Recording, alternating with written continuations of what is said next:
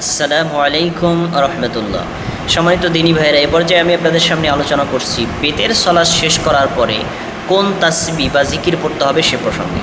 সম্মানিত দিনী ভাইরা, অন্যান্য ফরজ এবং নফল সলাৎ শেষ করার পরে আমরা একবার উচ্চস্বরে আল্লাহু আকবার বলি, এটা সুন্নাহ। অনুরূপভাবে আস্তাগফিরুল্লাহ আস্তাগফিরুল্লাহ আস্তাগফিরুল্লাহ 3 বার বলি, এটাও সঠিক সুন্নাহ। অনুরূপভাবে আল্লাহুম্মা আনতাস-সালামু ওয়া মিনকাস-সালাম তাবারাকতা ইয়া যাল জালালি ওয়াল ইকরাম, এটাও সঠিক। এছাড়া অন্যান্য দোয়া তাসবিহ যেগুলো আছে সেগুলো পড়ি, সেটাও সঠিক। তবে বেতের সলাৎ শেষ করার পরে এইভাবে তাসবিহ রাসূল সাল্লাল্লাহু আলাইহি ওয়াসাল্লাম পড়তেন না। বেতের সলাৎ শেষ করার পরে অন্যান্য সলাতের মতো আপনি আল্লাহু আকবার একবার বললেন, এরপরে আপনি বলবেন সুবহানাল মালিকিল কুদ্দুস সুবহানাল মালিকিল কুদ্দুস সুবহানাল মালিকিল কুদ্দুস 3 বার। কারণ এ বিষয়ে স্পষ্ট হাদিস বর্ণিত হয়েছে।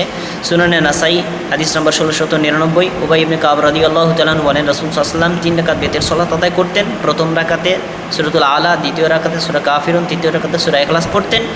এরপরে তিনি কুনুতের আগে, রুকুর আগে কুনুত পড়তেন। তারপরে তিনি যখন সলাৎ শেষ করছেন, ফাইজা ফারাগা মিন কিরাআতিহি মিন সলাতিহি, তিনি যখন সলাতটা একেবারে শেষ করতেন, ফাইজা ফারাগা মিন সলাতিহি, তিনি সলাৎ শেষ করতেন, ক্বালা, তিনি বলতেন সুবহানাল মালিকিল কুদ্দুস সালাসা মাররাতান।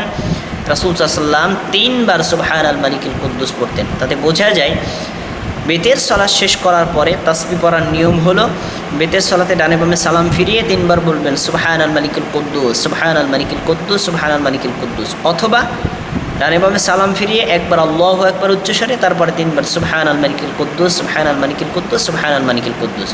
এই যে তাসবিহটা বললাম, এটা আমাদের দেশের অধিকাংশ মুসল্লি আদায় করেন না। সম্মানিত দ্বীনি ভাইরা, সুনানে আবু দাউদে, সুনানে নাসাইতে এই তাসবিহটা বর্ণিত হয়েছে এবং হাদিসটাও সহিহ। অতএব আসুন আমরা বেতের সালাম ফেরানোর পরে এই দোয়াটা পড়ার চেষ্টা করি।